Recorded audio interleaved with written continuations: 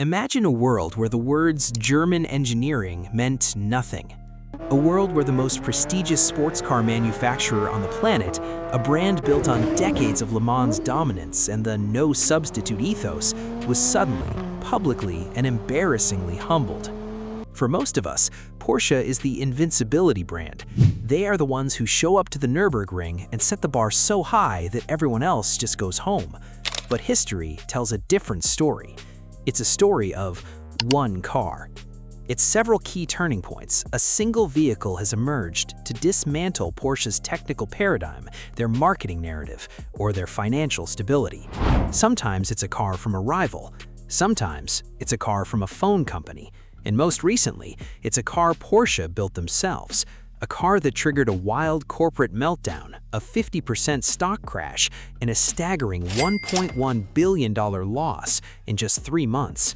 Today, we're looking at the anatomy of disruption. We're looking at how one car destroyed Porsche.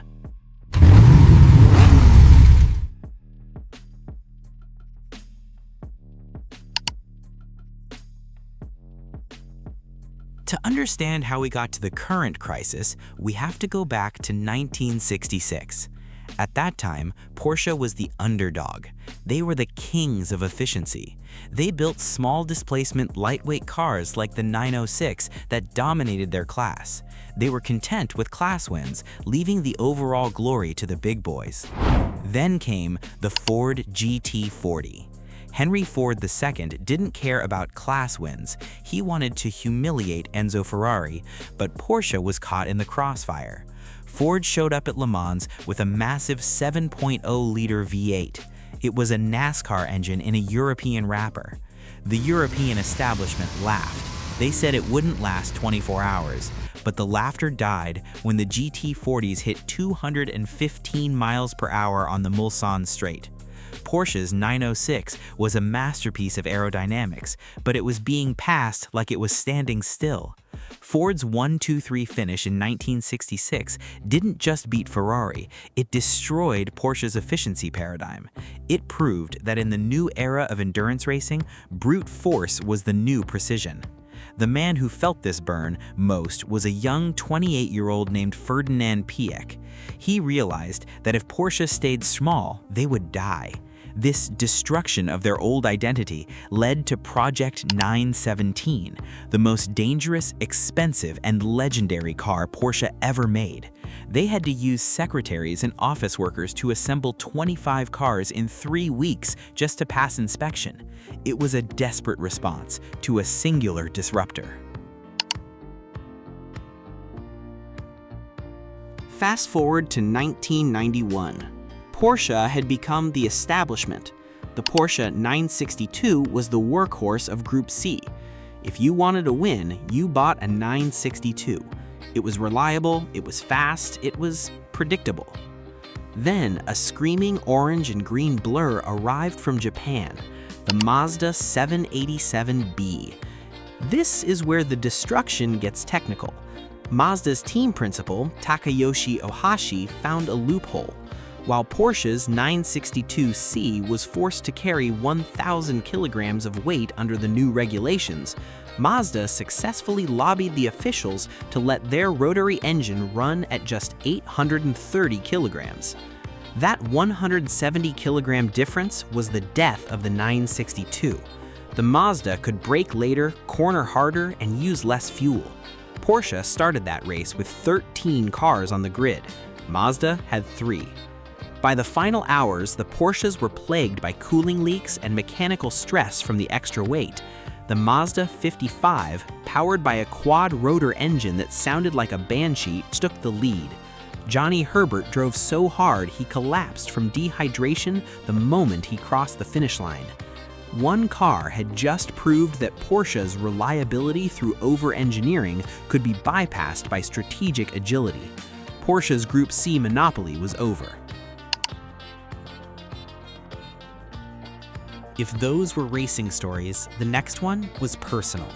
In 2008, the world of performance cars was changed forever by a car nicknamed Godzilla, the Nissan GT-R R35.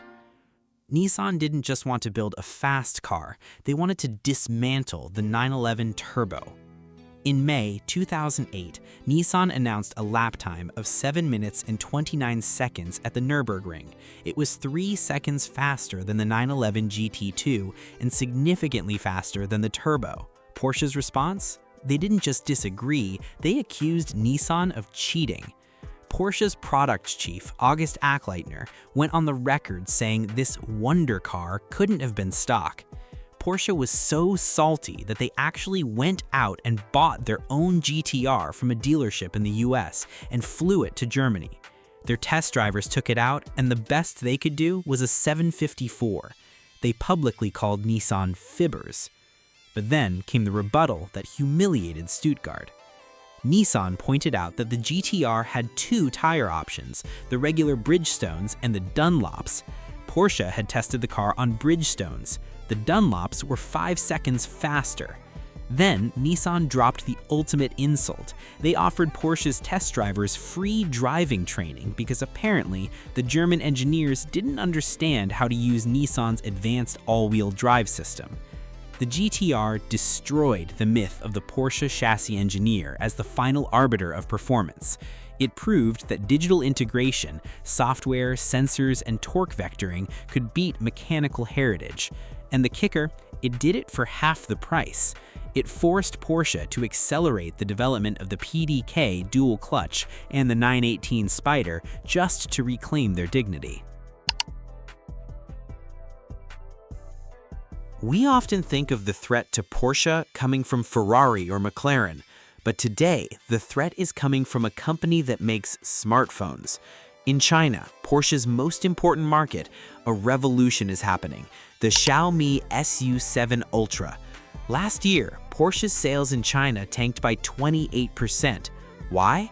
Because younger buyers don't care about Steve McQueen or the 1970s. They want tech. They want AI, and they want a car that can beat a Porsche for $100,000 less.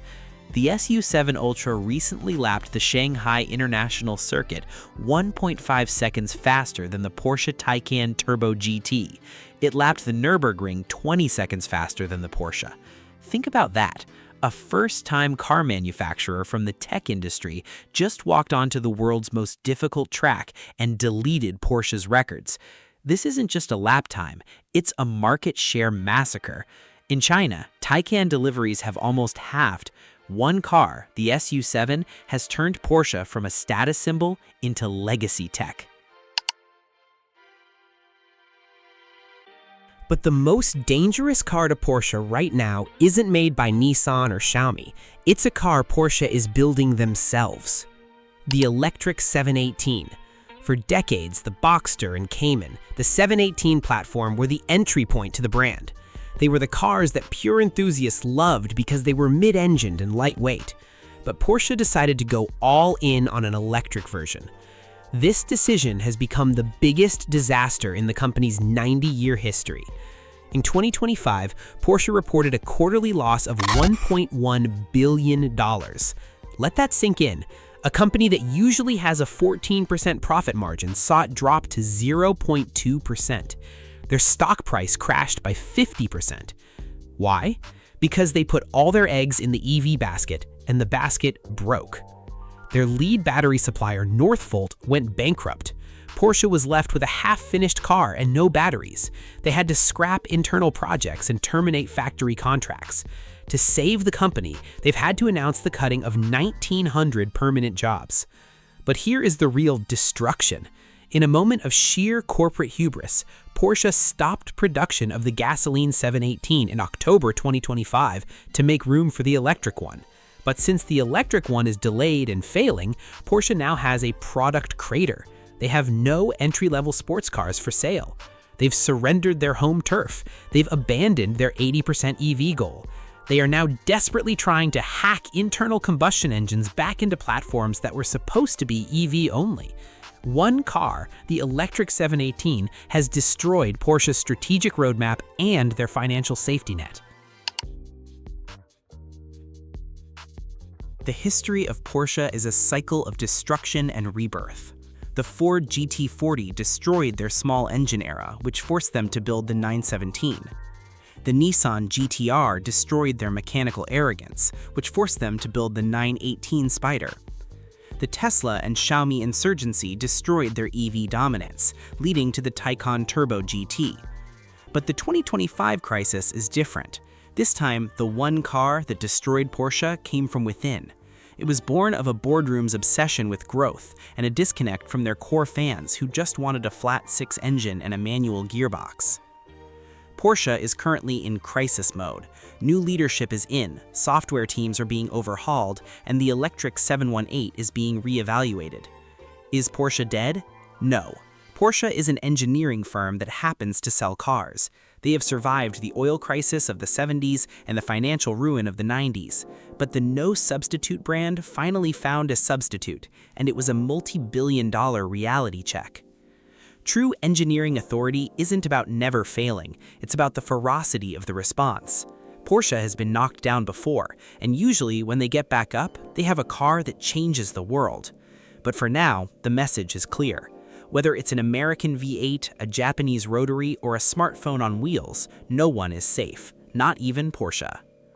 Thanks for watching. If you enjoyed this deep dive into automotive history and corporate drama, hit that like button. It really helps the channel. I'll see you in the next one.